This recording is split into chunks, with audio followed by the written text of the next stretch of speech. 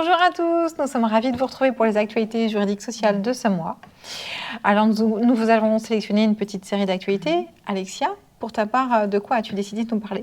Donc, bonjour à tous, je vais vous parler de certaines modifications de taux de cotisation et de la suppression de certaines aides. Et moi, j'ai décidé de vous accompagner un petit peu sur cette période estivale pour vous faire part de quelques mesures à prendre en cas de forte chaleur et puis aussi pour vous aider à gérer vos CDD de remplacement puisque vous avez des salariés qui vont partir en congé payé. Alors, donc, nous avons l'augmentation de la cotisation AGS, donc à partir du 1er juillet. Donc, la cotisation sera de 0,25% au lieu de 0,20 depuis le début de l'année. Donc, pour rappel, cette cotisation est exclusivement à la charge de l'employeur. Cette cotisation permet de garantir le paiement des sommes dues aux salariés en cas de procédure de sauvegarde, redressement judiciaire ou de liquidation judiciaire. Une autre cotisation donc, qui va augmenter au mois de juillet, donc c'est le taux de versement mobilité. Ce taux de cotisation concerne simplement les entreprises de plus de 11 salariés. Une circulaire de l'URSSAF, Caisse nationale, annonce que le taux de versement mobilité va évoluer donc à partir du 1er juillet sur le territoire de certaines autorités organisatrices de la mobilité. Le périmètre de versement de certaines d'entre elles sera en outre modifié. Donc les employeurs qui sont concernés par ce taux de versement mobilité, vous pouvez aller vérifier ces taux donc, sur le site de l'URSSAF en saisissant votre code postal ou la commune et puis vous aurez automatiquement le barème qui vous sera appliqué. Voici les deux modifications qui vont intervenir à partir du 1er juillet. Alors Cécile, je te laisse reprendre le relais. Je voulais vous faire un petit point. Il est fort probable que nous connaissions encore un épisode de forte chaleur, même si pour l'instant, c'est pas trop le cas. Ça dépend peut-être de certains endroits en France, mais en tout cas, dans notre département, c'est pas le cas. En tout cas, si vous avez effectivement des fortes chaleurs, l'INRS a livré ses recommandations pour les employeurs. Un mot d'ordre, bien évidemment, la prévention, puisque vous avez une obligation de sécurité et des principes généraux qui en découlent. Donc, les risques doivent être évalués en amont, ils sont prévus par le Code du travail. Vous devez évaluer les risques liés au travail à la chaleur dans chaque unité de travail et les répertorier dans votre document unique d'évaluation des risques professionnels. Je vous rappelle, il doit exister dans toute entreprise, quel que soit son effectif, et être mis à jour très régulièrement à des périodicités différentes selon vos effectifs. Votre CSE et sa commission de santé, sécurité et conditions de travail, s'il existe, doit également être consulté pour pouvoir apporter son concours à cette modification de votre document unique d'évaluation des risques professionnels. Les paramètres à prendre en compte selon l'INRS vont être bien entendu l'organisation du travail, l'aménagement des locaux, la température, la tâche à effectuer par vos salariés, les caractéristiques de l'environnement de travail et puis certains facteurs individuels comme par exemple l'âge, le genre, l'état de santé, un état de grossesse éventuel ou une période d'acclimatation nécessaire.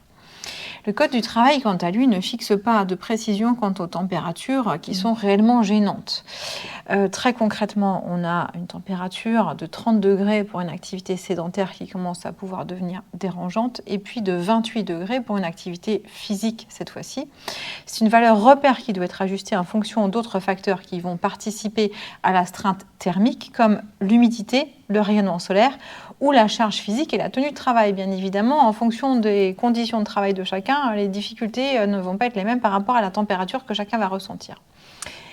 Concernant les facteurs individuels, 8 à 10 jours sont nécessaires pour qu'une personne s'acclimate à la chaleur. Donc, bien entendu, vigilance pour les salariés qui sont nouvellement embauchés. Vigilance aussi pour ceux qui sont de retour de congé. Ils ont pu s'habituer à la chaleur. Ils ont pu, mais parfois on n'a pas eu de chance. Oui. Et on a un petit épisode de froid, de pluie. Donc quand on revient pour travailler, voilà, l'acclimatation. Il faut un petit temps d'adaptation. Pour tout. Pour passer dans le froid comme pour dans le chaud. Oui. Alors l'employeur devra bien entendu définir les mesures en amont de prévention avant cet épisode de température élevée quand elles sont annoncées.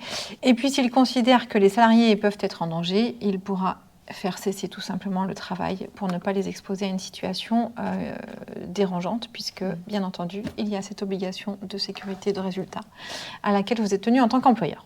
Donc, l'INRS précise quelles mesures de prévention sont envisageables dans le cadre d'un plan d'action. Bien entendu, dans ces conseils, vous pouvez faire appel à un médecin du travail pour déterminer les mesures d'aménagement des postes et des conditions de travail.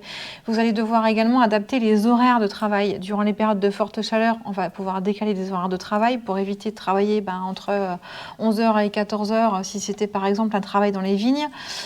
Plutôt travailler plus tôt, plus tard, si ça c'est possible, effectivement, par rapport à votre activité, à l'activité de vos clients, etc. Donc surtout pour les travaux en extérieur. Il va falloir également augmenter dans cette hypothèse la fréquence des pauses, la durée des pauses, mécaniser certaines tâches si cela est possible dans votre entreprise, installer des ventilateurs dans les locaux comme dans certains engins de chantier, prévoir, si vous le pouvez aussi, des stores et des zones ombragées, et puis offrir un accès à l'eau, à des boissons fraîches à proximité des postes de travail. Ce sont des choses complètement évidentes, mais n'oubliez pas de le faire, c'est important. Évitez aussi le travail isolé, privilégiez le travail en équipe pour favoriser une meilleure entraide et une surveillance mutuelle entre salariés, qu'un de vos salariés ne tombe pas dans les pommes dans un local isolé et qui travaille seul et que personne ne puisse s'en rendre compte. Prenez en compte cette période d'acclimatation d'au moins 8 jours et puis organisez les secours en cas de besoin. Il y a quand même quelques cas particuliers, situations à éviter. Est-ce que tu peux nous en dire plus, Cécile ? Oui, tout à fait. La prévention des risques liés aux fortes chaleurs passe également par le respect de certaines règles particulières prévues par le Code du travail. Donc, je vous en rappelle quelques-unes. Il est interdit d'affecter les jeunes travailleurs de moins de 18 ans à des travaux, les exposant à une température extrême susceptible de nuire à leur santé.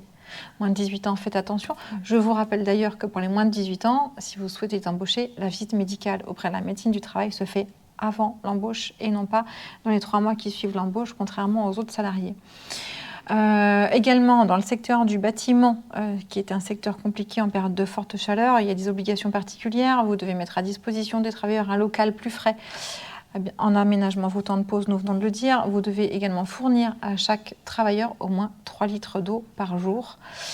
Et puis, bien entendu, le Code du travail permet à l'employeur ou à son représentant d'arrêter, je vous l'ai dit, le chantier en cas d'intempérie après consultation de votre comité social et économique s'il existe. Alors, j'en ai fini avec ces différentes mesures à mettre en place et à la vigilance que vous devez avoir avec vos salariés.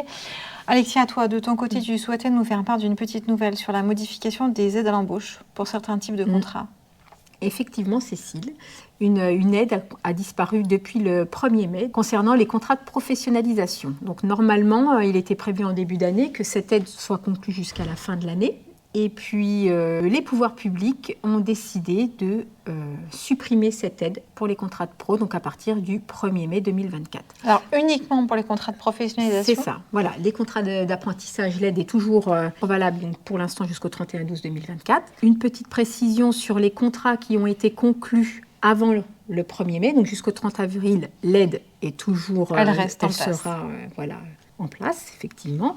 Par contre, tous les contrats de professionnalisation conclus à partir du 1er mai, vous n'aurez pas le droit à cette aide-là. C'est surtout la date de signature qui est très importante. Signature avant le 1er mai, vous avez encore l'aide. Signature après le 1er mai, vous n'avez plus l'aide. Pas de modification pour l'aide à l'embauche pour les apprentis sur 2024. Elle est toujours d'actualité. En fait, notre conseil pour la rentrée, si vous avez le choix effectivement d'un candidat qui vous intéresse et que l'école vous propose aussi bien la formation en alternance, en apprentissage, qu'en contrat de professionnalisation, privilégiez l'apprentissage en termes financiers, en termes de coût pour l'entreprise, ça sera plus favorable pour vous. Alors, je ne sais pas si j'ai quand même rappelé l'aide à laquelle vous pouvez avoir droit donc pour un apprenti. Donc, c'est 6 000 € pour la première année d'exécution du contrat. Globalement, un apprenti, entre les exonérations de cotisation et les aides à l'embauche, un apprenti ne vous coûte pas beaucoup.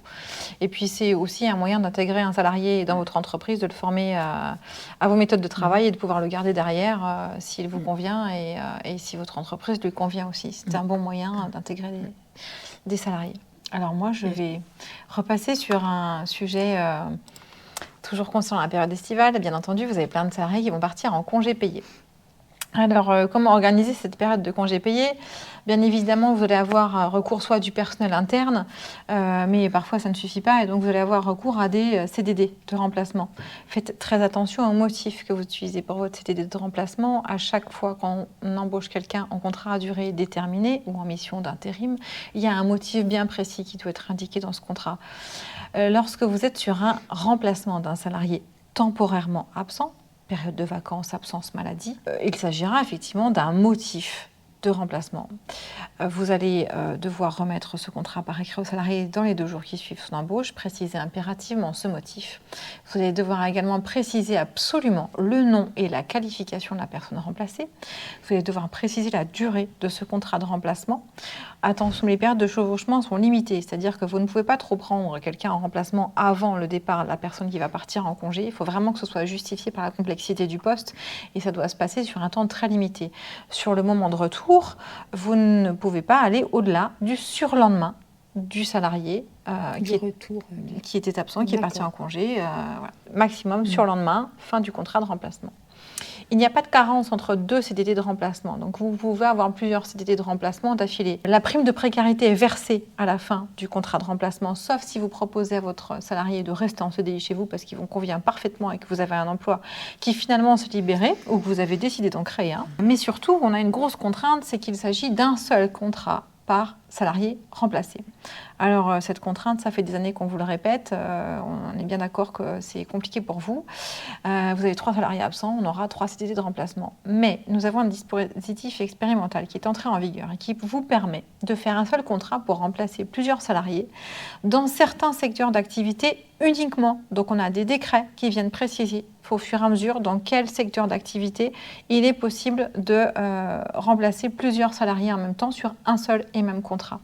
Sont notamment concernées les entreprises qui relèvent de la convention collective du sport, commerce de détail et de gros à prédominance alimentaire, commerce de détail alimentaire non spécialisé. On a également la convention collective des 5 branches industrie alimentaire diverses. On a la convention collective de commerce de détail non alimentaire. Nous avons la commerce de détail de l'habillement des articles textiles.